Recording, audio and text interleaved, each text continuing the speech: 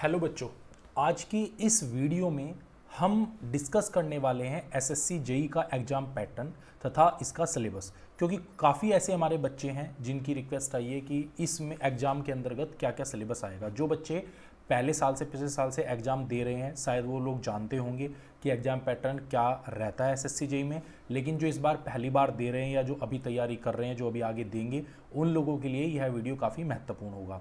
तो इस वीडियो में हम डिस्कस करेंगे कि किस किस टॉपिक से क्वेश्चंस आते हैं, क्या क्या वो टॉपिक्स हैं जो एसएससी जेई के एग्जाम में होते हैं। चाहे बच्चा सिविल ब्रांच का हो, इलेक्ट्रिकल का हो या मैकेनिकल का हो, सभी बच्चों के एग्जाम में इस टाइप के क्वेश्चंस आते हैं। केवल जो उनका टेक्निकल पोर्शन होता है वह अलग होता है। तो आइए हम बात करते हैं पहले पेपर फर्स्ट के एग्जाम पैटर्न के बारे में और फिर इसके सिलेबस के बारे में पढ़ाई करेंगे। तो पहले देखते हैं कि जो पेपर फर्स्ट हमारा होगा उसका जो मीडियम ऑफ एग्जाम होगा, यानी जो क्वेश्चंस आपके एग्जाम में आएंगे वो दोनों ही लैंग्वेज में होंगे, हिंदी में भी होंगे और इंग्लिश में भी होंगे। तो घबराने वाली बात नहीं है। जो बच्चे हिंदी में तैयारी कर रहे हैं उनके लिए भी ऑप्शन रहेगा, वो लोग भी पेपर को आसानी से अटेम्प्ट कर सकते हैं। दूसरा, जो नंबर ऑफ क्वेश्चंस होंगे आपके पेपर फर्स्ट के अंदर वो आपके 200 क्वेश्चन होंगे और ये 200 मार्क्स के क्वेश्चन होंगे, यानी हर क्वेश्चन 1 नंबर का होगा और टोटल टाइम आपको पेपर फर्स्ट में 2 घंटे का मिलेगा। अब ये देखते हैं जो 200 नंबर हैं ये किस किस तरह से डिवाइड होंगे। इन 200 नंबर में से जो पहला पार्ट होगा वो आपका जनरल इंटेलिजेंस एंड रीजनिंग से संबंधित क्वेश्चन होंगे जो कि 50 मार्क्स के होंगे। अभी मैं इसका सिलेबस भी डिस्कस करूंगा और पिछले साल का एक या 2 साल पहले एक बच्चा था, उसने एग्जाम दिया था तो उसका पेपर मुझे मिला, तो उसके पेपर के कुछ क्वेश्चन में मैं आपको दिखाऊंगा कि रीजनिंग से किस किस टाइप के क्वेश्चन आते हैं। तो जो बच्चे पहले से रीजनिंग की तैयारी कर रहे हैं उनको एक आइडिया हो जाएगा, उनको कॉन्फिडेंस बिल्डअप हो जाएगा उनके अंदर कि वो लोग कहीं ना कहीं इस चीज को पहले से तैयारी कर रहे हैं, तो वो 50 नंबर को आसानी से गेन भी कर सकते हैं।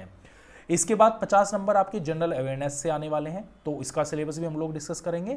और जो जनरल इंजीनियरिंग होगा वो आपका 100 मार्क्स से आएगा। इसमें बस आपको ध्यान ये रखना है कि आपकी जो ब्रांच है, जो बच्चे सिविल वाले हैं वो सिविल वाला पोर्शन अटेम्प्ट करेंगे, जो बच्चे मैकेनिकल वाले हैं वो मैकेनिकल वाला अटेम्प्ट करेंगे, जो इलेक्ट्रिकल वाले हैं वो इलेक्ट्रिकल वाला अटेम्प्ट करेंगे। ये आपको अपनी ब्रांच के अकॉर्डिंगली पेपर को अटेम्प्ट करना होगा। और एक सबसे महत्वपूर्ण बात आपको ध्यान रखनी है कि इस पेपर के अंदर निगेटिव मार्किंग है, और वो कितनी निगेटिव मार्किंग है, यदि आपका एक निगेटिव मार्क होता है तो आपको 0.25 आपके नंबर काट लिए जाएंगे, यानी एक क्वेश्चन पर आपके 0.25 मार्क्स कटेंगे। पेपर फर्स्ट के अंतर्गत निगेटिव मार्किंग है, यानी कि हर गलत क्वेश्चन पर आपको 0.25 मार्क्स काट लिया जाएगा और हर सही क्वेश्चन पर आपको 1 नंबर दिया जाएगा। तो ये पूरा एग्जाम पैटर्न है जो मैंने आपको बता दिया है। इसके बाद हम लोग सिलेबस को डिस्कस कर लेते हैं कि क्या क्या सिलेबस आपका पेपर फर्स्ट के अंतर्गत रहने वाला है। तो पहले हम लोग बात करेंगे जनरल इंटेलिजेंस एंड रीजनिंग। तो ये जनरल इंटेलिजेंस एंड रीजनिंग का पार्ट है जो कि 50 मार्क्स के इसके अंतर्गत क्वेश्चंस होंगे। तो क्या क्या सिलेबस है इसमें देखते हैं, आइए। पहला आपका होगा verbal and non verbal type, यानी कि इसको अगर हिंदी में बात करूं तो मौखिक या गैर मौखिक प्रकार के क्वेश्चंस होंगे। आप इसको ऐसा समझ सकते हैं कि वर्बल क्वेश्चन ऐसे होते हैं जिनके अंदर भाषा से संबंधित क्वेश्चन होते हैं, यानी कि रीजनिंग के ऐसे क्वेश्चन जिनके अंदर भाषा हो और आप उसको समझें, समझने के बाद उसका आंसर करें। जैसे कोई पैराग्राफ दे दिया या 4-5 लाइनें दे दी क्वेश्चन की, उसमें आपसे ब्लड रिलेशन टाइप का क्वेश्चन हो गया जिसमें कि आपको लैंग्वेज के थ्रू क्वेश्चन को समझना है, देन उसका आंसर देना है, उसको बोलते हैं वर्बल टाइप। नॉन वर्बल ऐसे क्वेश्चन होते हैं जिनके अंदर लैंग्वेज नहीं होती है। जैसे इसके अंदर क्या हो सकता है, कोई इमेजेस हो सकती हैं या कुछ, जैसे आपसे ट्रायंगल के बारे में पूछ लेगा, 4-5 फिगर दे देगा, उससे पूछ लेगा कि बताइए इसके अंदर कितने ट्रायंगल हैं, कितने इसके अंदर रेक्टेंगल हैं। इस टाइप के क्वेश्चन को हम लोग बोलते हैं नॉन वर्बल टाइप। तो जो बच्चे पहले से किसी और एग्जाम की ऐसे तैयारी कर रहे हैं, एसएससी की तैयारी कर रहे हैं, वो जानते होंगे वर्बल नॉन वर्बल से संबंधित क्या क्या क्वेश्चन आपके एग्जाम में आते हैं। फिलहाल आपको ध्यान रखना है कि जिन क्वेश्चन के अंदर थ्योरी होगी, लैंग्वेजेस होगी, वो क्वेश्चन आपके सभी वर्बल क्वेश्चन कहलाएंगे, और जिनके अंदर आपका इमेजेस होंगी या केवल मैथमेटिकल कैलकुलेशन होंगी या केवल सिंबल से रिलेटेड क्वेश्चन होंगे, जैसे अल्फाबेट्स में दे दिया केवल आपको सीरीज पूछ ले, इस टाइप के क्वेश्चन आपके क्या कहलाएंगे, नॉन वर्बल टाइप क्वेश्चंस कहलाएंगे। अब हम देखते हैं और क्या सिलेबस रहेगा रीजनिंग के अंतर्गत। तो कुछ क्वेश्चन आपके एनालॉजी से संबंधित होंगे, यानी कि अनुरूपता से संबंधित। एनालॉजी का मतलब होता है कि जैसे ए से बी की एनालॉजी बता आपसे बोलेगा, फिर बी से सी की आपसे पूछ लेगा, तो इस टाइप से कुछ समरूपता टाइप के क्वेश्चन होंगे कि आपको उसका रिप्लाई करना होगा कि अगर ये इससे संबंधित है तो इससे संबंधित नेक्स्ट क्वेश्चन क्या होगा। अभी मैं आपको पेपर भी दिखाऊंगा कि लास्ट ईयर के जो पेपर्स हैं वो किस टाइप से इसमें क्वेश्चन बने हैं, तो आपको वहां से और एग्जैक्ट आइडिया हो जाएगा। उसके बाद कुछ सिमिलरिटी से संबंधित क्वेश्चन होंगे, दो पैरामीटर्स के बीच में सिमिलरिटी आपसे पूछी जा सकती है, उससे संबंधित कोई क्वेश्चन। डिफरेंस से संबंधित कुछ क्वेश्चन आपके हो सकते हैं। स्पेस विजुअलाइजेशन से संबंधित क्वेश्चन हो सकते हैं। प्रॉब्लम सॉल्विंग से कुछ क्वेश्चन होंगे, एनालिसिस से होंगे, कुछ जजमेंट से क्वेश्चन होंगे, डिसीजन मेकिंग से होंगे, विजुअल मेमोरी से होंगे, डिस्क्रिमिनेशन से होंगे, ऑब्जर्वेशन से हो सकते हैं, ब्लड रिलेशनशिप से हो सकते हैं, अर्थमेटिक कैलकुलेशन से संबंधित हो सकते हैं, या रीजनिंग में वर्बल फिगर से संबंधित क्वेश्चन हो सकते हैं, जो भी मैंने बताया, वर्बल नॉन वर्बल, तो फिगर वाला पार्ट यहाँ पर आपका आ जाएगा। इसके अलावा अर्थमेटिकल नंबर और सीरीज से संबंधित क्वेश्चन इसके अंतर्गत होंगे।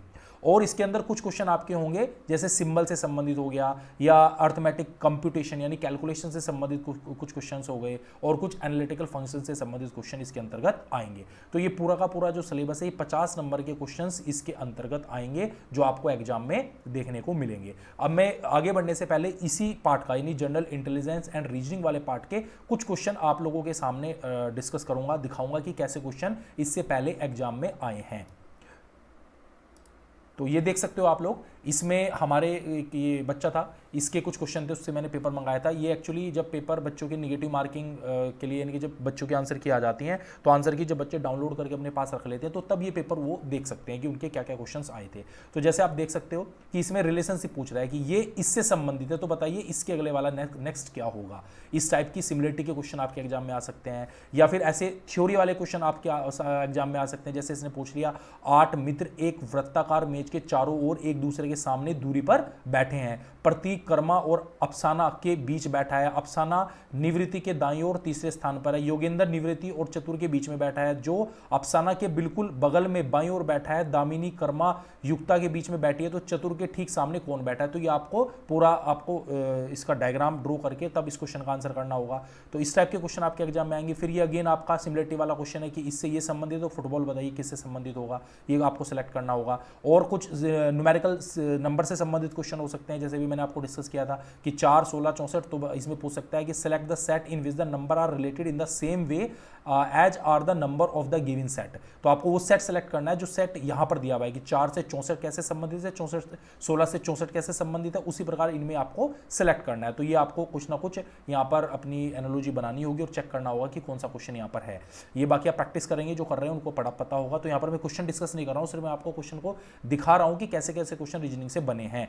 तो यहां पे जैसे उस विकल्प का चयन करिए जिसका तृतीय पद के साथ वही संबंध है जो द्वितीय पद का प्रथम पद से है। तो पुलिस का कानून और व्यवस्था से, तो आर्मी का किससे होगा, तो ये राष्ट्रीय सुरक्षा इसका आंसर हो गया। तो ऐसे क्वेश्चन भी आपके एनालॉजी से संबंधित बनेंगे। आप देख सकते हैं कुछ पिक्चर से संबंधित क्वेश्चन है, जैसे पूछ लेगा फिगर एक्स, इसमें पूछ लेगा आपसे कि select the option in which the given figure x is embedded hidden, rotation is not allowed. इसने बोल दिया कि रोटेशन आपको अलाउड नहीं करना है, और आपको बताना है कि जो फिगर एक्स है वो इनमें से कौन सी होगी। इसके नीचे अगर हम इसको जोड़ दें तो पूरी फिगर एक्स पूरी ये कंप्लीट बन जाए, तो इसका ऑप्शन 4 है। तो ऐसा क्वेश्चन आपको देखने को मिलेंगे इस एग्जाम के अंतर्गत, जो आपकी रीजनिंग से संबंधित होंगे। सारे क्वेश्चन में डिस्कस करूंगा तो काफी टाइम लग जाएगा। मैं इसको यहाँ पे दिखा देता हूँ, आप लोग एक बार अपनी जब प्रैक्टिस करेंगे तो आप क्वेश्चन देख सकते हो कि कैसे कैसे क्वेश्चन हैं। तो इसी प्रकार से उस अक्षर का चयन करिए जो निम्नलिखित श्रेणी में प्रश्नवाचक स्थान पर, यहाँ पर क्वेश्चन मार्क दे देगा और पूछ लेगा कि ए से एच, एच से एन, एन से एस, तो अगला नेक्स्ट क्या होगा। तो आपको वो ABCD के क्रम से या फिर अल्फाबेट के रिवर्स क्रम से क्वेश्चन को सेलेक्ट करना होगा। तो बाकी क्वेश्चन की प्रैक्टिस करें तो आपको पता चलेगा। ये देखिए डायरेक्शन, स्पेस डायरेक्शन से संबंधित क्वेश्चन है कि निव्या अपने कार्यालय से चलना शुरू करती है, 150 मीटर पहले उत्तर की तरफ चलती है, फिर पूछ लेगा दक्षिण की तरफ चलती है, पश्चिम की तरफ चलती है, फिर उत्तर पूर्व की तरफ चलती है, और लास्ट में पूछ लेगा कि बताइए उसके पहले बिंदु से और अब जहां पर हुआ है वहां तक के बीच की डिस्टेंस कौन सी है, किस दिशा में उसका मुंह है, किस दिशा में उसका फेस है। तो ऐसा क्वेश्चन भी आपके एग्जाम में पूछा जा सकता है। इनकी क्वेश्चन अक्सर अगर आते हैं SSC JEE के एग्जाम में, तो ऐसे क्वेश्चन सभी बच्चे तैयार कर लें। और कुछ इस टाइप के क्वेश्चन आपके स्टेटमेंट से संबंधित क्वेश्चन हो सकते हैं, वर्बल से संबंधित क्वेश्चन होंगे, जिसमें आपको स्टेटमेंट और कंक्लूजन के बारे में डिसीजन निकालना होगा कि क्या statement conclusion both are connected और नॉट कनेक्टेड है, क्या उसका प्रॉपर एक्सप्लेनेशन है या नहीं है। तो इस टाइप के क्वेश्चन आपके एग्जाम में बनेंगे। ये अगेन फिर सिंबल से रिलेटेड क्वेश्चन आपका आ जाएगा। मिरर इमेज पूछा जा रहा है यहाँ से कि अगर ये मिरर के सामने हो तो बताओ क्या सही इमेज बनेगी। तो इसकी आप प्रैक्टिस करेंगे तो आप बड़ी आसानी से इस क्वेश्चन को सॉल्व कर सकते हैं। ऐसे अगेन फिर ये आपका लेटर क्लस्टर से संबंधित क्वेश्चन हो गया, है ना। उसके अलावा आपका कुछ समूह से रिलेटेड क्वेश्चन हो गए, जैसे मादी भूमि से कनेक्टेड है तो उसी प्रकार आपका जो अगला शब्द होगा वो कैसे कनेक्टेड होगा, आगे भूमि आपके किससे कनेक्टेड होगी। तो इस टाइप से कनेक्शन आपसे पूछ लेगा, जैसे मादी भूमि से उसी प्रकार महासागर पानी से। इस टाइप के क्वेश्चन एग्जाम में बनते हैं। सीरीज से संबंधित नंबर से संबंधित क्वेश्चन हो जाएगा। ये सीरीज है, इस सीरीज में यहाँ पे एक क्वेश्चन मार्क दे दिया और पूछ लिया कि यहाँ पे बताइए क्या क्वेश्चन आएगा, क्या चीज़ यहाँ पर होनी चाहिए। ऐसी कुछ ये किसी कूट भाषा में रफ को ये लिखा गया तो बताइए उसी भाषा में डिसाइड को क्या लिखा जाएगा। तो आपको यहाँ पे फाइंड आउट करना होगा कि अल्फाबेट में और इन न्यूमेरिकल नंबर्स में क्या रिलेशनशिप है, तो इसके आधार पर आप इस क्वेश्चन को कर सकते हैं। ऐसे ही ये वाला क्वेश्चन आपका हो गया, कुछ इमेजेस के क्वेश्चन हो गए, तो ये मैंने आपको वही, ये आपके कुछ डाई से रिलेटेड क्वेश्चन हो गए। डाई पर आप लोग जानते हो कि 1 से 6 तक नंबर होते हैं, तो आपसे कुछ भी नंबर पूछ लेगा कि बताइए 6 के पीछे क्या है, 3 के पीछे क्या है, 2 के पीछे क्या है, इस टाइप के क्वेश्चन आपके एग्जाम में आएंगे। ये अगेन वही फेस से रिलेटेड क्वेश्चन है कि आप इस दिशा में चले, फिर इस दिशा में चले गए, 45 डिग्री इधर चले गए, फिर क्लॉकवाइज रोटेट कर गए, तो बताइए फाइनल आपका फेस किस दिशा में। तो ये क्वेश्चन हर बार एसएससी के एग्जाम में आता है। इस टाइप के क्वेश्चन सभी बच्चे तैयार कर लें, और एसएससी के खाली इस एग्जाम में नहीं, एसएससी का आप कोई भी एग्जाम दो, सब में इस टाइप के क्वेश्चन आपको मिलेंगे रीजनिंग में। इसके अलावा ये आपका उस विकल्प का चयन करिए जिसका तृतीय पद के साथ वही संबंध है जो द्वितीय पद का प्रथम पद से, ये वाले क्वेश्चन आपके हो गए। या फिर यहाँ पर आपसे पूछ लेगा कि ABCD के स्थान पर चिन्ह बताना है, यानी कि ये इक्वेशन सोल्व करनी है और आंसर 32 आना है, तो आपको बताना है कि ए प्लस हो माइनस हो, उस तरह से आपको सेलेक्ट करना है कि ये माइनस है या प्लस है क्या है। तो यहाँ पर बोर्ड मास का रूल सभी लोग ध्यान रखें और इसको सोल्व करके चेक करें सभी वैल्यूज को, तो आपको आंसर मिल जाएगा। ये फिर आपका डायग्राम से संबंधित क्वेश्चन है, वेन आरेख से संबंधित क्वेश्चन कुछ आपके आएंगे, और आपके कुछ सिंबल आपके एनालॉजी से संबंधित क्वेश्चन आएंगे, जैसे तंत्रिका तंत्र मस्तिष्क से संबंधित है, तो बताइए वैसे ही उत्सर्जन तंत्र आपका गुर्दे से संबंधित है। तो कुछ आपके रिलेशनशिप से संबंधित क्वेश्चन आएंगे, ब्लड रिलेशनशिप से जो क्वेश्चन होते हैं उससे कुछ क्वेश्चन होंगे, कुछ आपके नंबर सीरीज से क्वेश्चन होंगे, ऐसे ही फिर एक कोड से संबंधित क्वेश्चन हो गए। ये आपके स्पेशली जो डायग्राम आपको दे दिया जाएगा उसमें से वेन आरेख से संबंधित कोई क्वेश्चन आपसे पूछ लेगा। यहाँ पे आपसे बोल दिया जाता है कि A + B का अर्थ A B की माँ है, एक ब्लड रिलेशन टाइप का क्वेश्चन बना दिया है ये रीजनिंग के अंतर्गत। तो इसमें आपसे इस इक्वेशन को बनाएगा तो पूछ लेगा कि बताइए इसका संबंध किससे होगा। तो ये क्वेश्चन आप जब प्रैक्टिस कर लेंगे तो बड़े ही आसान क्वेश्चन ये होते हैं, बिना प्रैक्टिस के ये क्वेश्चन नहीं होंगे। जितने ज़्यादा आप इनकी प्रैक्टिस करेंगे उतना ज़्यादा आपको आसानी से इनका सोल्यूशन मिल जाएगा और आप इनको आसानी से कर भी सकते हैं। तो ये मैंने लगभग आपको 30-40 क्वेश्चन दिखा दिए हैं। इसी टाइप के क्वेश्चन आपके एग्जाम में बनते हैं।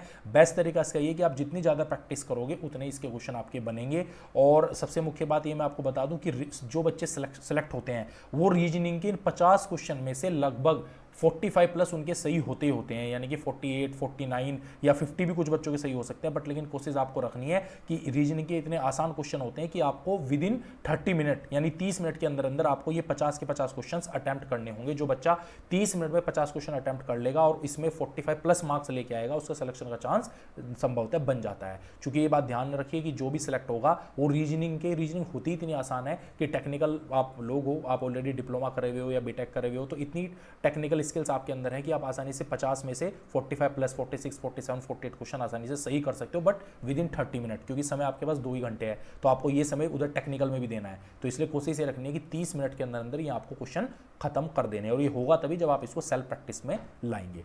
तो ये था पार्ट जो कि हमने रीजनिंग का डिस्कस किया। अब हम फिर से वापस अपने टेक्निकल पार्ट पे आ जाते हैं और जीएस वाले पार्ट पर आ जाते हैं। सेकंड पार्ट पर हम लोग आते हैं। सेकंड पार्ट हमारा क्या है? सेकंड पार्ट हमारा होगा जनरल अवेयरनेस, जो भी 50 मार्क्स का होगा। जनरल अवेयरनेस में संबंधित क्वेश्चन जो आपके होंगे, आपसे कुछ इन्वायरमेंट से संबंधित क्वेश्चन हो सकते हैं, आपके आसपास क्या चल रहा है सोसाइटी में उससे संबंधित कुछ क्वेश्चन हो सकते हैं, कुछ क्वेश्चन करंट के भी हो सकते हैं, कुछ गेम से संबंधित क्वेश्चन हो सकते हैं, जैसे करंट इवेंट में आजकल क्या चल रहा है इंडिया के अंदर या वर्ल्ड के अंदर भी थोड़ा बहुत क्वेश्चन, वर्ल्ड से रिलेटेड क्वेश्चन भी आ सकते हैं। जैसे कहीं वर्ल्ड में वार चल रही है उससे संबंधित कोई क्वेश्चन हो गया, या कुछ साइंटिफिक एक्सपेक्ट कुछ साइंटिफिक में कुछ नई चीज़ें आई हैं उससे संबंधित कोई क्वेश्चन हो सकता है, या कई बार क्वेश्चन इससे पूछ लिया जाता है आपका जो नोबेल प्राइज है उनसे संबंधित कई बार क्वेश्चन पूछ लिया जाता है। इसके अलावा जो क्वेश्चन आपके कुछ थोड़ा बहुत हिस्ट्री, ज्योग्राफी और इकोनॉमिक सीन से भी क्वेश्चन पूछे जाते हैं। कई बार आपसे पूछ लिया जाता है एसेट्स के बारे में क्वेश्चन पूछ लेता है, इसमें जीडीपी, जीएनपी और एनएनपी इनसे संबंधित क्वेश्चन कई बार पूछता है, और साइंटिफिक रिसर्च से संबंधित भी क्वेश्चन आपके एग्जाम में आते हैं। तो ये जो अभी तक मैंने डिस्कस किया ये सारा का सारा पार्ट जनरल अवेयरनेस का है, जो आपको लगातार पढ़ते रहना है। थोड़ा थोड़ा अपना हिस्ट्री, ज्योग्राफी, अपनी पॉलिटी इनके बारे में पढ़े। थोड़ा बहुत जो आपका पॉलिटी के अंदर कॉन्स्टिट्यूशन से संबंधित आर्टिकल हैं उनसे भी कई बार क्वेश्चन एसएससी जेईई में आए हैं। जैसे कॉन्स्टिट्यूशन में पूछ लेगा आर्टिकल 40 किससे संबंधित है, या राइट टू स्पीच किसके अंतर्गत आता है। इस टाइप के क्वेश्चन भी 1-2 बार एग्जाम में आए हैं, और कोशिश इसमें जो एग्जाम में आते हैं बहुत हाईफाई क्वेश्चन नहीं आएगा, सिंपल आपका जस्ट एक मेमोरी बेस्ड क्वेश्चन भी हो सकता है, और जो रिसेंट पास्ट में घटना हुई है उसमें जो मेमोरी बेस्ड क्वेश्चन होगा उस टाइप के क्वेश्चन इस एग्जाम में बनते हैं। तो ये था जनरल अवेयरनेस वाला पार्ट। मैं इसी पेपर में आपको दिखा देता हूं कि जनरल अवेयरनेस से संबंधित क्या क्या क्वेश्चन आपके एग्जाम में आए थे। तो इसी पेपर में, जो इस बच्चे का पेपर था, इसी में मैं आपको दिखा देता हूं। जैसे आप देख सकते हो, ये जनरल अवेयरनेस का क्वेश्चन है। अपने शासनकाल के शुरुआती वर्षों के दौरान अकबर का शासन वास्तव में उनके फिल इन द ब्लैंक्स नामक शासक द्वारा चलाया गया था। तो आप सभी जानते हो जब अकबर छोटे थे, 13 साल के थे, अगर आपने थोड़ी भी हिस्ट्री पढ़ी होगी तो बैरम खां द्वारा चलाया गया था। ये सभी लोग जानते हैं जो लोग हिस्ट्री में थोड़ा बहुत इंटरेस्ट रखते हैं। ऐसे ही यदि कोई समुद्री तट मंगलवार की सुबह 5 बजे ज्वार से प्रभावित होता है तो वो यहाँ सामान्यतः किस प्रकार का अगला ज्वार आएगा। तो ये जो ज्वार से संबंधित क्वेश्चन होते हैं, इनके बीच में जो रिलेशनशिप होता है कि आज अगर इतने बजे आया तो अगले दिन कितने घंटे बाद आएगा, वो रिलेशनशिप अगर आपको याद है तो आप इसका आंसर आसानी से कर सकते हो। तो ये चीज़ें आपको थोड़ा ज्योग्राफी से संबंधित क्वेश्चन देख लेने हैं। कुछ हस्तियों से संबंधित क्वेश्चन है, जैसे निम्नलिखित हस्तियों में से कौन सा प्रार्थना समाज में संबंध नहीं थी, कौन सी हस्तियों में से कौन सी प्रार्थना समाज से संबंध नहीं थी। तो ईश्वरचंद विद्यासागर इसका आंसर सही है, जो संबंधित नहीं थे। कुछ आपको इसके अंदर हिस्ट्री के अंदर भी पढ़ना पड़ेगा जिससे आपको इसका आइडिया हो जाए। कुछ क्वेश्चन आपके अध्ययन से संबंधित कुछ क्वेश्चन है। कुछ नदी को तिब्बत में, जो आपकी नदी है, जो हमारी ब्रह्मपुत्र नदी है, उसके अलग अलग नाम होते हैं हर देश में।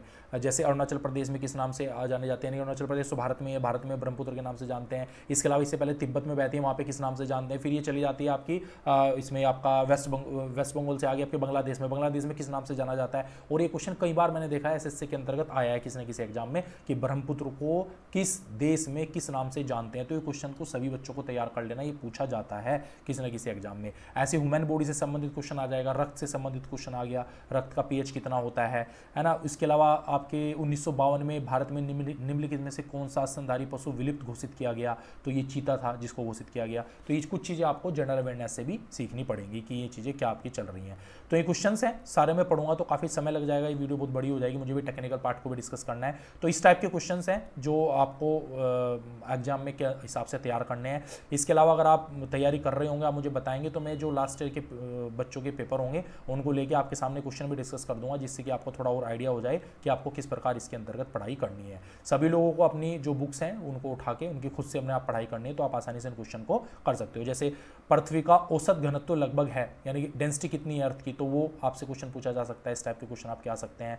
रक्त से संबंधित कोई क्वेश्चन आ सकते हैं। और खासकर मैंने देखा है कि एसएससी के अंतर्गत आपके विटामिन से संबंधित कई बार क्वेश्चन पूछे जाते हैं। विटामिन जो आपके होते हैं उनके साइंटिफिक नेम क्या है, किस विटामिन से कौन सी बीमारी होती है, उसको कैसे रिकवर किया जा सकता है, या फिर आपसे पूछ लिया जाता है कि जो जनरल आपकी ब्लड की बीमारियां हैं वो क्या क्या हो सकती हैं। ब्लड में भी आपसे पूछ लिया जाता है ए बी से मिलके क्या बनेगा। इस टाइप के क्वेश्चन भी कई बार एग्जाम में पूछे जाते हैं। यूनिवर्सल डोनर कौन है, यूनिवर्सल एक्सेप्टर कौन है। तो ये चीज़ें की जनरल चीज़ें हैं जो आपको पता होनी चाहिए। ऐसा ही क्वेश्चन आपके एग्जाम में आएगा। कई बार जैसे आपके एल्यूमिनियम है, तांबा है, इनके आपसे पूछ लेगा कि इनका ओरिजिन कहाँ है, किस मेटल से बनकर आते हैं। तो जैसे इसने पूछा है निम्नलिखित में से क्या तांबे का कौन सा तांबे का आवश्यक नहीं है, तो ये आपको बताना कौन सा नहीं है। तो ये आपको पता होना चाहिए ये किसकी कौन कौन से इससे कनेक्टेड है, कौन कौन सी चीज़ें इससे जुड़ी हुई हैं, उसका आंसर आप आसानी से कर सकते हो। कुछ गवर्नर जनरल यानी हिस्ट्री से क्वेश्चन आ गया है, गवर्नर जनरल से संबंधित क्वेश्चन है। भारत के राष्ट्रपति का कार्यकाल सबसे छोटा किनका था, ये पूछ लिया उन्होंने क्वेश्चन।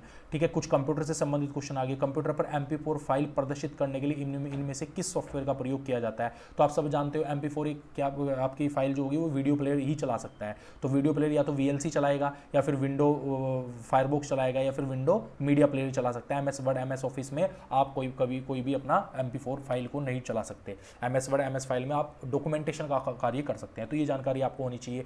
कई बार क्वेश्चन एग्जाम में आपसे पूछ लिया जाता है कि आपको पावर पॉइंट प्रेजेंटेशन बनानी है, तो आप किस पे बनाओगे, MS वर्ड पे, एक्सेल पे, MS पावर पॉइंट पे। इस टाइप के क्वेश्चन भी एग्जाम में पूछे गए हैं या पूछे जाते रहे हैं, हो सकता है आपसे भी पूछा जाए। तो ये जनरल चीज़ें जो आपको अपनी तैयार कर लेनी है। तो इसी प्रकार आपके देखो विटामिन का क्वेश्चन फिर से आ गया, जो मैंने आपसे पहले बोला था कि विटामिन का क्वेश्चन एग्जाम में पूछता है।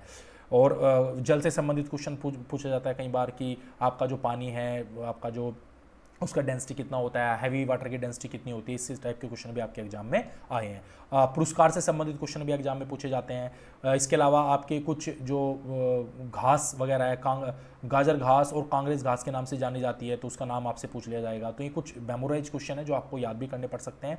हाँ, कोशिश ये रखिए कि इसमें जितना ज़्यादा अटैम्प्ट आप कर सकें, क्योंकि काफ़ी बच्चे इसमें टेक्निकल एग्जाम दे रहे हैं। टेक्निकल वालों का उतना ये वाला पार्ट स्ट्रॉन्ग नहीं होता, लेकिन मैं आपको ये भी बता दूं कि जो बच्चे इसको स्ट्रॉन्ग कर लेते हैं उनके सिलेक्शन होने के चांस ज़्यादा हो जाते हैं। क्योंकि रीजनिंग सभी टेक्निकल वाले बच्चे 45+ कर लेंगे, जो कि अच्छे बच्चे हैं जो पढ़ाई कर रहे हैं। ऐसे टेक्निकल में भी 100 में से लगभग 90+ या 85+ बच्चे ज़्यादातर बच्चे अटैम्प्ट करेंगे और उनके सही भी होंगे जो बच्चे तैयारी कर रहे हैं। लेकिन जो ये 50 क्वेश्चन है, ये 50 क्वेश्चन जो बच्चा अच्छे से पढ़ाई कर रहा है वही 30 या 35 या 40 तक अटैम्प्ट कर सकता है और सही उनको ठीक उनके आंसर उसको मिल सकते हैं।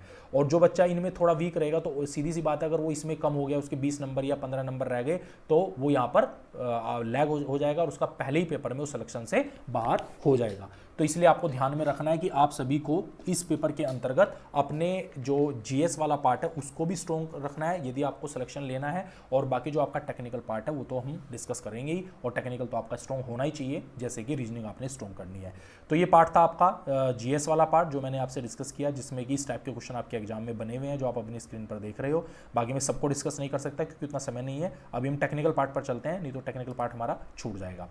तो अभी देखते हैं टेक्निकल पार्ट में क्या क्या चीजें आएंगी। पेपर फर्स्ट की अभी बात चल रही है, तो पेपर फर्स्ट में ये टेक्निकल पार्ट आपका रहेगा। पहले मैं सिविल के लिए बता दूं, सिविल एंड स्ट्रक्चर, यानी इसमें दो चीजें आएंगी, सिविल और स्ट्रक्चर से संबंधित क्वेश्चन होंगे। तो सिविल में building material, estimating, costing, valuation, surveying, soil mechanics, hydraulics, irrigation engineering, transportation engineering, environmental engineering, इससे संबंधित क्वेश्चन होंगे। लास्ट ईयर के पेपर आप लोग डाउनलोड कर लीजिए, उनको बार बार रिपीट करिए, बार बार पढ़िए, उनसे संबंधित थ्योरी पढ़ रही है, तो आपको ऑटोमेटिकली आइडिया लग जाएगा कि किस किस टाइप के क्वेश्चन आएंगे, क्योंकि पढ़ आपने सब सिलेबस रखा है, बस अंदर क्या है कि आपको उसकी बार बार प्रैक्टिस करनी है। जितनी ज़्यादा आप उसकी प्रैक्टिस करेंगे उतना ज़्यादा आपके अंदर कॉन्फिडेंस आएगा, आप क्वेश्चन को आसानी से अटैम्प्ट कर सकते हैं। ऐसे स्ट्रक्चरल इंजीनियरिंग से थ्योरी ऑफ स्ट्रक्चर आएगा, कॉन्क्रीट टेक्नोलॉजी से क्वेश्चन होंगे, आरसीसी डिजाइन से होंगे, स्टील डिजाइन से क्वेश्चन होंगे। तो ये पार्ट आपका पूरा सिविल का होगा जो कि 100 मार्क्स का आएगा। ऐसे अब हम लोग इलेक्ट्रिकल के बारे में बात कर लेते हैं। इलेक्ट्रिकल का भी 100 मार्क्स का आना है, तो जो बच्चे इलेक्ट्रिकल वाले हैं वो इलेक्ट्रिकल वाला पोर्शन अटेम्प्ट करेंगे। उनको क्या पहले basic concept, circuit law, magnetic circuit, AC fundamental, measurement, measuring instrument, electrical machine, traction, kilowatt meter, single phase induction motor, synchronous motor, generator, transmission, distribution, estimation, costing, utilization and electrical energy and basic electronics से संबंधित question electrical के exam में पूछे जाएंगे। तो जो भी electrical वाले बच्चे भी यही करें कि लास्ट ईयर के पेपर डाउनलोड कर लें, नेट से आपको आसानी से मिल जाएंगे, उनको एक बार देखें, 2-4 पेपर को देखो, उससे आपको आइडिया लगेगा कि किस लेवल तक के क्वेश्चन आपके एग्जाम में पूछे गए हैं। क्वेश्चन बेसिक ही होता है, लेकिन मैं फिर से ये बात आपको बता दूं कि इन 100 मार्क्स में से जो बच्चे 90+ नंबर लेके आएंगे, सिलेक्शन होने के चांस उन्हीं के बनेंगे, क्योंकि कंपटीशन बहुत है। कोई भी ब्रांच हो, सिविल हो, इलेक्ट्रिकल हो, मैकेनिकल हो, कंपटीशन बहुत है। तो जो बच्चे 90+ मार्क्स लाने की कोशिश कर सकते हैं, उन्हीं बच्चों का सिलेक्शन होने के चांसेस रहेंगे, फाइनल भी और प्री में भी। तो मैकेनिकल में डिस्कस कर लेते हैं। मैकेनिकल में रहेगा आपका theory of machine, machine design, engineering mechanics, strength of material, उसके बाद properties of pure substance, first law, second law and thermodynamics, air standard cycle, 4 IC engine जैसे आपकी ऑटो साइकिल, डीजल साइकिल और कार्नोट साइकिल, इन सभी से question बनता ही बनता है, सभी अच्छे से इनको तैयार कर लें। और आपका डीजल साइकिल से संबंधित, उसकी एफिशिएंसी से संबंधित क्वेश्चन, रैंकाइन साइकिल से संबंधित क्वेश्चन आपका हो गया। कुछ REC में एयर कंप्रेसर या फिर आपका REC से संबंधित जो भी क्वेश्चन है, आपका साइकोमेट्रिक चार्ट हो गया, उससे संबंधित क्वेश्चन जरूर बनते हैं। नोजल से क्वेश्चन आपके बनते हैं, टरबाइन से संबंधित क्वेश्चंस बनते हैं। इसके अलावा आपके फ्लूइड में जो आपका फ्लूइड मैकेनिक्स है उससे काफ़ी क्वेश्चंस बनते हैं, फ्लूइड डायनेमिक्स से, फ्लूइड काइनेमेटिक्स से, और आपका टरबाइन से, सेंट्रीफ्यूगल पंप से और स्टील से, यानी क्लासिफिकेशन ऑफ स्टील यानी मटेरियल साइंस से आपके क्वेश्चंस बनते हैं। तो आप अभी जो अपनी स्क्रीन पर देख रहे हैं ये सारा मैकेनिकल का सिलेबस है जो आपके एग्जाम में आएगा, इससे रिलेटेड क्वेश्चन ही आएंगे। आप लोगों के लिए भी यही सबसे बेस्ट तरीका है, जो लोग मैकेनिकल वाले हैं, पिछले 5 साल के 7 साल के पेपर आप नेट से डाउनलोड कर लीजिए, 2-3 दिन उनको बैठ के पहले पूरा देखो कि किस किस लेवल के क्वेश्चन एग्जाम में आए हैं, फिर अपनी बुक उठाइए, पहले बुक से एक बार थ्रोली स्टडी करिए। आप कोई भी अगर आप किसी कोचिंग वाले के पास भी जाते हैं तो वो भी क्या करते हैं, वो भी उन्हीं बुक से नोट्स बना के आपको दिखाते हैं, आपको पढ़ाते हैं। तो बेस्ट तरीका क्या है कि आप YouTube सबके लिए फ्री है, YouTube पे हर टॉपिक आपको मिल जाएगा। आपको सिंपली क्या करना है, सिलेबस के टॉपिक देखना है, उस सिलेबस के टॉपिक को आप YouTube पे डालो और पढ़ाई करो, अगर बुक भी आपके पास नहीं है तो, क्योंकि आज के समय तो पढ़ना बहुत आसान है यदि आप पढ़ने की इच्छा रखते हो तो। उस टॉपिक को अच्छे से पढ़ो, उसके नोट्स बना लो, नोट्स बनाने के बाद आप उसके क्वेश्चन अटैम्प्ट करो, और अच्छा कर सकते हो तो बुक्स ले लो, स्टैंडर्ड बुक ले लो, जैसे थ्योरी ऑफ मशीन में SS रतन अच्छी बुक आती है, मशीन डिजाइन की आपकी भंडारी की अच्छी बुक आती है जो लोग तैयारी कर रहे हैं। कई बार बच्चे जो डिप्लोमा वाले RS खुरमी वगैरह से भी पढ़ लेते हैं, उससे भी क्वेश्चंस मिल जाते हैं, उसकी थ्योरी भी ठीक ठाक है, जो क्वेश्चन आपको मिल जाएंगी। ऐसे आपकी जो थर्मोडायनेमिक्स है उसमें आपकी PK नाग की बुक आती है, उसको आप यूज कर सकते हो, या किसी के पास RK राजपूत हो उसको आप पढ़ सकते हो, तो उससे काफ़ी क्वेश्चन आपके क्लियर हो जाएंगे, काफ़ी कॉन्सेप्ट भी क्लियर होगी PK नाग से। ऐसे आपकी फ्लूइड मैकेनिक्स की कोई स्टैंडर्ड बुक ले लो, उसकी कंप्लीट स्टडी पढ़ो, तो आपको आइडिया हो जाएगा कि क्या क्या क्वेश्चन करने हैं। और सबसे मुख्य बात कि जितनी ज़्यादा आप प्रैक्टिस करोगे क्वेश्चन की उतना कम है, जितने ज़्यादा आप प्रैक्टिस करके अपने घर पे क्वेश्चन बार बार रिपीट करोगे, लगाओ पाओगे उतना ही आपके अंदर कॉन्फिडेंस आएगा और आपके लिए पेपर फिर आसान बनता हुआ चला जाएगा। तो ये बेस्ट तरीका है जो आपको इस सिलेबस को कवर आसानी से आप कर सकते हो। जब भी एग्जाम होगा, एग्जाम हो सकता है 2 महीने या 3 महीने बाद हो, हालांकि एग्जाम जून में बताया गया है, बट जून में आप जानते हो कि 4 जून को रिजल्ट भी आने वाला है, तो प्रोबेबली 4 जून को एग्जाम नहीं होगा, हो सकता है जून में जो हो या जुलाई में हो, कभी भी हो, 2-3 महीने हैं। तो इस समय में को आप अच्छे से यूटिलाइज करो और प्री की तैयारी करो ढंग से, जिससे कि आप इसके अंदर 200 में से कोशिश करो कि 150 या 160 प्लस मार्क्स अपने आप लेके आओ, जिससे कि आप आसानी से प्री को क्वालिफाई कर जाओ। तो अब हम बात करते हैं पेपर 2 के बारे में। ये अभी तक डिस्कशन था पेपर 1 के बारे में। पेपर 2 आपका प्योर टेक्निकल होने वाला है, ये भी आपका ऑनलाइन पेपर होगा। इसका पहले पैटर्न देख लेते हैं। पैटर्न क्या रहेगा? पेपर 2 भी हिंदी इंग्लिश दोनों ही लैंग्वेज में रहेगा। इसके अंदर 100 क्वेश्चन आने वाले हैं और टोटली 300 मार्क्स का पेपर होगा। इन 300 मार्क्स में से हर क्वेश्चन आपका 3 नंबर का कहलाएगा, यानी कि आपको एक क्वेश्चन करना है, उसके 3 नंबर होंगे। इसमें क्या होगा कि कुछ क्वेश्चन कैलकुलेटिव भी होंगे, जिनके अंदर न्यूमेरिकल होंगे और पूरी आपको कैलकुलेशन करनी होगी। तो कैलकुलेटर भी आपको उसी कंप्यूटर सिस्टम के ऊपर स्क्रीन पर दिया गया होगा, आप उस वर्चुअल कैलकुलेटर को यूज करके पूरा सोल्यूशन कर सकते हो। 2 घंटे का ये एग्जाम होगा और इसमें भी सिविल स्ट्रक्चर का आपका वही सेम 100 क्वेश्चन आएंगे 300 नंबर के। इलेक्ट्रिकल वाले बच्चे अपना इलेक्ट्रिकल वाला पोर्शन अटेम्प्ट करेंगे, मैकेनिकल वाले मैकेनिकल को अटेम्प्ट करेंगे। लेकिन यहाँ पर नेगेटिव मार्किंग कुछ अलग है। यहाँ पर हर गलत नंबर के लिए, गलत क्वेश्चन के लिए आपका 1 नंबर काट लिया जाएगा, यानी सही क्वेश्चन के लिए आपको, हर सही क्वेश्चन के लिए आपको 3 नंबर मिलेंगे और हर गलत क्वेश्चन के लिए आपका 1 नंबर काट लिया जाएगा। तो इसलिए नेगेटिव मार्किंग नहीं करना है, कोशिश करना है अच्छे से पढ़ाई करो, तैयारी करो, पेपर 2 दो और पेपर 2 दे के आपका फाइनल सिलेक्शन हो जाएगा। तो आइए देखते हैं पेपर 2 में क्या क्या सिलेबस है। पहले हम सिविल के बारे में जान लेते हैं। Civil and electric structural engineering जो कंबाइंड पेपर आएगा, इसमें पहले बिल्डिंग मटेरियल है। बिल्डिंग मटेरियल आप लोगों ने सब्जेक्ट पढ़ रखा है, तो उसके अंदर ये टॉपिक्स भी होंगे। इन टॉपिक्स को आप लोग एक बार देख लीजिएगा, अपनी बुक के अंदर अवेलेबल होंगे। इन सभी को डिस्कस अच्छे से पढ़ना है। अगर ये आप जो जानते हो अच्छी बात है, जिनको नहीं पता वो अपनी यूट्यूब के द्वारा किसी टीचर से पढ़ सकते हो या फिर अपनी बुक उठाओ, बुक उठा के उनकी पढ़ाई आप कर सकते हैं। इसके अलावा एस्टिमेटिंग, कोस्टिंग एंड वैल्यूएशन। अच्छा, एक बात मैं सब सबको बता दूं, सब लोग अपने नोट जरूर बनाओ। कोई भी आप सोचते हो कई बार कि हम तो ऑनलाइन कहीं पे कोचिंग कर रहे हैं तो वहाँ से नोट्स मिलेंगे, तो वो नोट्स उनके हैं, आपके वो लास्ट मोमेंट पे काम नहीं देंगे, ना ही आपके वो समय से काम देंगे। आपने पढ़ लिया, आपने उनके नोट्स को बना के देख लिया तो हो गया, नहीं, इससे कुछ नहीं होगा। आप लोगों को सारे के सारे नोट्स अपने हैंड रिटन होने चाहिए। जितने ज़्यादा आप नोट्स को हैंड रिटन करेंगे उतनी ज़्यादा वो चीज़ आपके अंदर आ जाएगी, आप अच्छी तरह से उस क्वेश्चन को अटेम्प्ट कर सकते हो और लंबे समय तक वो टॉपिक आपको याद रहेगा। तो सबसे पहले किसी भी बुक से पढ़ो या आप ऑनलाइन पढ़ो, कहीं पर भी पढ़ो, अपने नोट्स बनाओ खुद के। नोट्स कंप्लीट जब आपके हो जाएं उसके बाद फिर आप लोग क्वेश्चन की प्रैक्टिस करो। लास्ट ईयर के पेपर आपको वेबसाइट से फ्रीली डाउनलोड हो जाएंगे या आप कोई ऑनलाइन टेस्ट सीरीज भी ज्वाइन कर सकते हो, जिसमें कि आपको लास्ट ईयर के क्वेश्चन पेपर मिल जाएं और उनको आप अटैम्प्ट करो, बार बार पेपर अटैम्प्ट करो और थ्योरी पढ़ते रहो, अटैम्प्ट करते रहो, तो आपको अपने आप कॉन्फिडेंस डेवलप होगा और हो सकता है आपका 1-2 साल बाद सिलेक्शन हो जाए। ऐसे एस्टिमेटिंग, कोस्टिंग एंड वैल्यूएशन से कुछ क्वेश्चंस होंगे। टॉपिक ये रहे आपके, तो मैं सारा टॉपिक डिस्कस करूंगा तो टाइम लगेगा। आप लोग देख सकते हो क्या क्या टॉपिक इसके अंतर्गत हैं। इसके अलावा हमारा जो सिविल का नेक्स्ट पार्ट होगा ये भी आपका एस्टिमेटिंग से संबंधित है, जो भी आ रहा है, वाटर टैंक, सेप्टिक टैंक, बार bending schedule, centre line method, ये सब आप सिविल वाले पढ़े होंगे तो उनको आइडिया होगा क्या क्या टॉपिक्स हैं ये। ऐसे सर्वेइंग से संबंधित क्वेश्चंस आपके होंगे, principle of surveying, measurement of distance, chain surveying, working of prismatic compass, compass transversing, bearing, local attraction, ये सभी चीज़ें सर्वेइंग से संबंधित होंगे। सोयल मैकेनिक्स से संबंधित क्वेश्चंस आपके होंगे, origin of soil, phase diagram, definition, void ratio, porosity, degree of saturation, और ध्यान रखना न्यूमेरिकल भी आएंगे। इसलिए ऐसा नहीं कि न्यूमेरिकल नहीं पढ़ने, न्यूमेरिकल भी पढ़ने हैं, न्यूमेरिकल भी आएंगे, उनके आप आसानी से सोल्यूशन भी कर सकते हो। आपके कैलकुलेटर वहाँ पर होगा और आप अकॉर्डिंगली उसका सोल्यूशन करेंगे। इसके अलावा हाइड्रोलिक से क्वेश्चंस होंगे आपके, हाइड्रोलिक में फ्लूइड प्रॉपर्टी से संबंधित क्वेश्चन हो गए, पंप हो गया या वियर हो गया या फिर आपका ओपन चैनल फ्लो हो गया या बर्नौली थ्योरम होगी, उसमें क्या क्या कॉन्सेप्ट होती है, बर्नौली थ्योरम कहाँ पे अप्लाई करते हैं, ये सब चीज़ें से क्वेश्चन आपके एग्जाम में आएंगे। इरिगेशन इंजीनियरिंग से संबंधित आपके एग्जाम में क्वेश्चन आएंगे। सिलेबस ये है, मैं पूरा पढ़ूंगा तो समय लगेगा अननेसेसरी, आप लोग इसको एक बार देख लीजिएगा और क्या क्या सिलेबस है इसको अकॉर्डिंगली आपको पढ़ाई करनी है अपनी बुक से या फिर ऑनलाइन मेथड से, जिसमें आप भी कंफर्टेबल हो, और अपने नोट जरूर बनाने हैं। स्ट्रक्चर वाले सॉरी अभी ट्रांसपोर्टेशन इंजीनियरिंग बचा हुआ है, ट्रांसपोर्टेशन का ये वाला पार्ट आपके एग्जाम में आएगा, आप देख सकते हो स्क्रीन पर।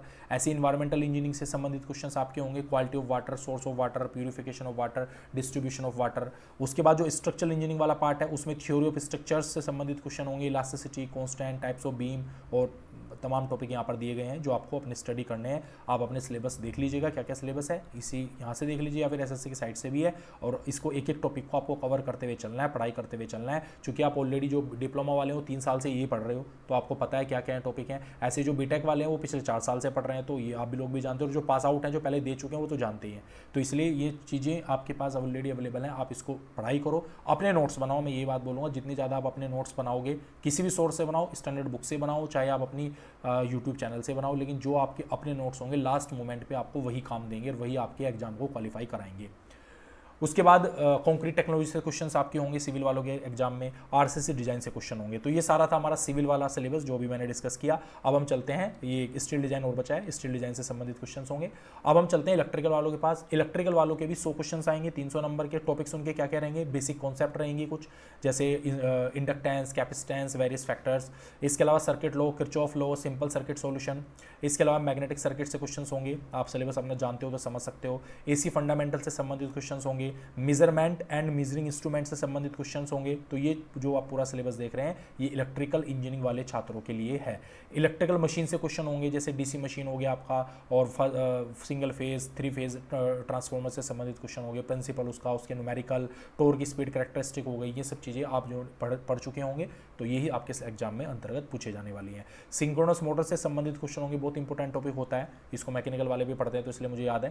तो ये चीज़ें भी काफ़ी इंपॉर्टेंट और काफ़ी इंटरेस्टिंग भी है, जो लोग इसको पढ़ते हैं। तो सिंक्रोनस मोटर हुआ, सिंगल फेज और आपका 3 फेज मोटर, काफ़ी इंटरेस्टिंग चीज़ें हैं, इनसे क्वेश्चन आते हैं एग्जाम के अंतर्गत। जनरेशन, ट्रांसमिशन एंड डिस्ट्रीब्यूशन से संबंधित क्वेश्चन होंगे, तो ये टॉपिक आपको दिखाए गए हैं नीचे। इस टॉपिक को आपको कवर करना है, 1 बाय 1 कवर करना है और अपने ही नोट्स बनाने हैं। ये आप इलेक्ट्रिकल वालों के लिए यही कंडीशन है कि जो भी आप पढ़ाई करें उसमें अपने नोट्स बनाएं। जो आप अपने नोट्स बनाएंगे वही आपको एग्जाम के समय पर काम देंगे, चाहे आप अपनी बुक से बनाओ, चाहे आप अपने किसी भी चैनल के थ्रू आप पढ़ के कहीं ऑनलाइन पढ़ रहे हो, क्योंकि आज के समय में काफ़ी लोग पढ़ा रहे हैं ऑनलाइन, तो आप ऑनलाइन भी पढ़ सकते हो या आप अपनी बुक से पढ़ सकते हो। और फिर क्वेश्चन की प्रैक्टिस करना शुरू करो, टॉपिक पढ़ो, नोट्स बनाओ। 2-3 दिन आपको लगेंगे इस टॉपिक को कवर करने में। जैसे जो बच्चा इलेक्ट्रिकल मशीन पढ़ रहा है तो ऑलरेडी वो पढ़ चुका है, अब अगर उसको इसको रिवाइज करना है, इसके नोट्स बनाने हैं, तो उसको मुश्किल से मैं मानता हूँ कि 2 या 3 या 4 दिन, मैक्स टू मैक्स 1 वीक में वो तैयार कर लेगा। इस 1 वीक में इलेक्ट्रिकल मशीन उसका पूरा तैयार हो गया। अब 1 वीक में क्या करे, फिर वो क्वेश्चन लगाना शुरू कर दे, 2-3 दिन लगातार क्वेश्चन लगाए, ये टॉपिक उसका तैयार। ऐसे ही फिर वो सिंक्रोनस मशीन को उठा ले, 2-3 दिन में ये कवर, फिर इसके क्वेश्चन लगाए। तो ऐसे करते करते आप देखोगे 2 से 3 महीने में आप सभी टॉपिक को टच कर चुके होंगे, सभी के क्वेश्चन अटेम्प्ट कर चुके होंगे, और लास्ट मोमेंट के अंदर आपके अंदर काफ़ी कॉन्फिडेंस होगा कि आप एग्जाम को निकाल सकते हो। तो ये सबसे बेस्ट तरीका है एग्जाम को निकालने का। जो लोग निकाले हैं, मैं एक आध इंटरव्यू उनका भी कराऊंगा, उनसे भी हम डिस्कस करेंगे कि क्या सबसे बढ़िया तरीका हो सकता है एग्जाम को क्वालिफाई करने का जल्दी से जल्दी। तो ये था इलेक्ट्रिकल वालों के लिए। अब हम बात करते हैं, अच्छा इलेक्ट्रिकल वालों का एक टॉपिक हो रहा है एस्टिमेशन एंड कॉस्टिंग, ये भी अब इलेक्ट्रिकल वालों का है। यूटिलाइजेशन ऑफ इलेक्ट्रिकल एनर्जी भी इलेक्ट्रिकल वालों का है। बेसिक इलेक्ट्रॉनिक्स भी इलेक्ट्रिकल वालों का है। तो यहाँ तक इलेक्ट्रिकल वालों का पोर्शन है जो एग्जाम में आएगा। अब हम बात कर लेते हैं लास्ट अपना मैकेनिकल। तो मैकेनिकल के अंदर भी वही 100 क्वेश्चन आने हैं, 300 मार्क्स के क्वेश्चन होंगे। पहला part theory of machine and machine design होगा, इसमें थोड़ा डिटेल क्वेश्चन आएंगे, जैसे गवर्नर से संबंधित क्वेश्चन हो सकते हैं, फ्लाईव्हील से हो सकते हैं, फ्लक्चुएशन ऑफ एनर्जी से हो सकते हैं, और रिविट से संबंधित क्वेश्चन होते हैं। ये सभी चीज़ें आप लोग पढ़ चुके हो, बीटेक वाले भी पढ़ चुके हैं, इनको डिप्लोमा वाले भी पढ़ चुके हैं, और जो नहीं पढ़े हैं वो आप पढ़ाई करें, नोट्स बनाएं, इनकी खुद से पढ़ाई करें, अच्छे अच्छे अपने नोट्स बनाएं डीप स्टडी करके, और जो आपके फ्यूचर में भी फिर काम देंगे। Engineering mechanics and strength of material से संबंधित क्वेश्चन होंगे, जैसे equilibrium of forces, law of motion, friction, concept of stress and strain, elastic limit, ये सभी टॉपिक्स आपके एग्जाम में रहेंगे। रैंकाइन फॉर्मूला, थर्मल इंजीनियरिंग में properties of pure substances, PV PT diagram, आपके वाटर से संबंधित क्वेश्चन होंगे, स्टीम टेबल से संबंधित क्वेश्चन होंगे, बॉयलर से संबंधित क्वेश्चन होंगे, स्टीम में भी सुपर हेटेड कंडीशन, सैचुरेटेड, सब सैचुरेटेड कंडीशन, इससे संबंधित क्वेश्चन कई बार एग्जाम में पूछे गए हैं एसएससी जेईई के अंतर्गत। फर्स्ट लॉ से संबंधित, फर्स्ट लॉ में स्टडी फ्लो एनर्जी इक्वेशन से संबंधित क्वेश्चन बहुत बार एसएससी जेईई के एग्जाम में आए हैं। तो स्टडी फ्लो एनर्जी इक्वेशन सभी लोगों को लगानी आनी चाहिए। हर केस के लिए क्या क्या लगती है, क्या उसकी कंडीशन बनती है, वो आपको पता होना चाहिए। तो इसको अच्छे से पढ़ाई करें। ऐसे सेकंड लॉ में आप अच्छे से पढ़ाई करें। हीट और आपका जो सिंक होता है, सोर्स होता है, उससे संबंधित क्वेश्चन कई बार एग्जाम में आए हैं। हीट इंजन, हीट पंप से संबंधित उसकी एफिशिएंसी निकालना या सीओपी निकालने से संबंधित क्वेश्चन कई बार एग्जाम में आए हैं। एंट्रोपी से संबंधित क्वेश्चन भी इस एग्जाम में पूछे जाते हैं। तो ये बहुत ही इंपॉर्टेंट टॉपिक है जो आपके एग्जाम में आते ही आते हैं। इसको अच्छे से सभी बच्चे तैयार कर लें। इसके अलावा एयर स्टैंडर्ड साइकिल में ऑटो साइकिल, डीजल साइकिल, आपका आईसी जो आपकी कार्नोट साइकिल है या रैंकन साइकिल है, ये चीज़ें भी आपके एग्जाम में पूछी जाती हैं। इनको अच्छे से तैयार कर लें, इनके सभी के फॉर्मूले याद कर लें, न्यूमेरिकल भी इनके ऊपर आता है। इफिशिएंसी पूछ लेगा ऑटो साइकिल की, सब पैरामीटर पता रहेंगे, कैलकुलेटर यूज करना है और आपको इफिशिएंसी निकाल देनी है। ऐसे क्वेश्चन भी कई बार एग्जाम के अंतर्गत आए हैं। रैंकन साइकिल से संबंधित क्वेश्चन कई बार आए हैं। पीवी डायग्राम, एचएस डायग्राम, इससे संबंधित क्वेश्चन भी आपके एग्जाम में पूछे गए हैं और पूछे जाएंगे, आपके समय में पूछे जाएंगे। तो लास्ट है आपका फ्लूइड मैकेनिक्स एंड मशीनरी, इससे संबंधित क्वेश्चन जैसे Newton's law of viscosity, types of fluid, Newtonian fluid, non Newtonian fluid, आपका कंप्रेसिबल, इनकंप्रेसिबल फ्लूइड, न्यूमेरिकल भी आते हैं। ग्रेविटी से संबंधित क्वेश्न आते हैं, कई बार एक दो क्वेश्चन एसएससी में इस टाइप का आता है कि आपके पास एक वाटर है, उस वाटर के अंदर आपने इतने वेट का, इस डेंसिटी का एक फ्लूइड अंदर इंसर्ट करा दिया, तो बताइए कितना वाटर आपका बाहर निकलेगा उस पोर्ट से, उस बर्तन से। इस टाइप के क्वेश्चन भी एसएससी में कई बार पूछे गए हैं। फ्लूइड स्टैटिक्स से संबंधित क्वेश्चन है, फ्लूइड काइनेमेटिक्स से हैं, डायनामिक्स ऑफ आइडियल फ्लूइड से संबंधित क्वेश्चन है, बर्नौली इक्वेशन से संबंधित कई बार क्वेश्चन पूछे गए हैं। तो ये आपका सिलेबस है। इसके अलावा measurement of flow, basic principle, hydraulic turbine से संबंधित क्वेश्चन आपके एग्जाम में पूछे गए हैं। सेंट्रीफ्यूगल पंप से संबंधित क्वेश्चन आपसे पूछे गए हैं। सेंट्रीफ्यूगल पंप के अंदर जो आपके पंप होते हैं कितने टाइप के होते हैं, उनके अंदर आपका जो आपका नेट पॉजिटिव सक्शन हेड से कई बार एग्जाम के अंदर क्वेश्चन पूछे गए हैं, तो उसको अच्छे से सभी लोग तैयार कर लें। इनके जो यूनिट क्वांटिटी होती हैं उनके बीच में रिलेशनशिप जो आता है उससे क्वेश्चन कई बार एग्जाम के अंतर्गत पूछे गए हैं। कई बार डायमेंशन लेस नंबर से क्वेश्चन एग्जाम के अंदर पूछे गए हैं। तो ये जो टॉपिक्स हैं ये ऐसे इंपॉर्टेंट टॉपिक है जिनसे हर बार एग्जाम के अंतर्गत क्वेश्चन पूछे जाते हैं। क्लासिफिकेशन ऑफ स्टील, स्टील में आप या जैसे कितने टाइप की वेल्डिंग है, कितने टाइप की गैस वेल्डिंग होती है, या टिक क्या है, मिग क्या है, उससे रिलेटेड क्वेश्चन भी आपके एग्जाम में पूछे गए हैं। Lathe, milling, drilling, shaping machine से भी क्वेश्चन एग्जाम में पूछे गए हैं। तो ये था पूरा मैकेनिकल का सिलेबस। मैकेनिकल वालों के लिए भी सेम बात जो मैंने इलेक्ट्रिकल और सिविल वालों के लिए बताई है। सबसे बढ़िया तरीका एग्जाम निकालने का कि आप लोग एक एक टॉपिक की पढ़ाई करो, अच्छे से डीप पढ़ाई करो, अपने नोट्स बनाओ।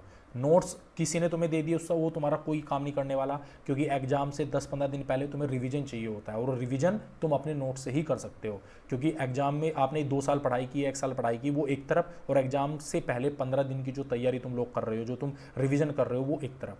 तो इसलिए वो 15 दिन का रिवीजन तुम्हें तुम्हारे अपने नोट्स ही दिला सकते हैं, किसी और के नोट्स नहीं दिला सकते, चाहे कितनी भी बढ़िया कोचिंग से आपने तैयारी की हो। तो अपने नोट्स बनाओ, डिटेल स्टडी करके 2 महीने लो, 3 महीने लो, 4 महीने लो, कोई दिक्कत नहीं। आपको लगता है कि अभी तो मैं जस्ट डिप्लोमा किया हूँ, बीटेक किया हूँ, तो कोई बात नहीं, इस बार नहीं निकलेगा, डोंट वरी, अगले साल के लिए तैयारी करो। इस बार तुम्हारा आइडिया हो जाएगा पूरा अच्छे से, तुम नोट्स अपने बना चुके होंगे, और अगले साल तुम आसानी से उस एग्जाम को अच्छी रैंक से निकाल सकते हो, अच्छा डिपार्टमेंट आपको मिल सकता है। क्योंकि जॉब में फिर प्रॉब्लम है, यदि आपकी रैंक कम आएगी तो आपको पता चला बीआरओ मिल गया, आप दूर हो घर से, आप भी चाहोगे कि मैं दिल्ली विल्ली में रहूँ, तो CPWD, CPC इनमें बहुत अच्छी पोस्टिंग रहती है, तो इस तरह की जॉब आपको मिलने की संभावना रहेगी।